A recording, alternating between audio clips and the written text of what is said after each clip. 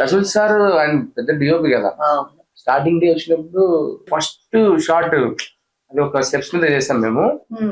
చేసిన వెంటనే ఆయనకు అంటే ఓకే చేయగలుగుతాడు అనేసి ఆయన కూడా బాగా వచ్చింది. పోతా మా జర్నీ అసలు డిఫరెంట్.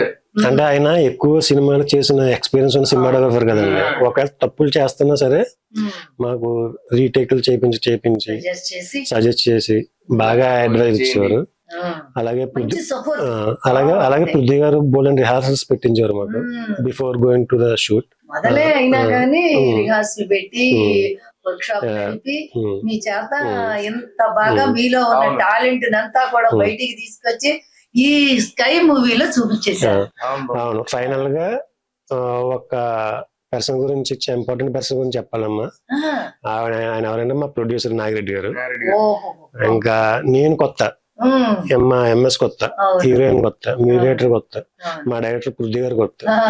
ఇంతమంది ఫ్రెషర్స్ ని బిలీవ్ చేసి ఆయన రసూల్ గారు లాంటి సినిమాటోగ్రఫర్ ని పెట్టుకుని, సురేష్ హాస్ గారు లాంటి ఎడిటర్ ని పెట్టుకుని ఈ సినిమాని ప్రెస్టీజియస్ గా చేశారంటే నిజంగా ఆయనకి హ్యాట్స్ ఆఫ్. అలాగా చాలా ఆయనకి మాత్రం నిజంగా చాలా hats off. Thank you Nagireddy గారు. మీరు పెట్టినటువంటి డబ్బుకి రెండింతలు ఎక్కువ రావాలని చెప్పని కోరుకుంటున్నా. స్కై మూవీని అందరూ చూడండి థియేటర్ లో. మీరందరూ మాకు ఆ విజయాన్ని అందిస్తారని మేము ఆశిస్తున్నాం. Thank you.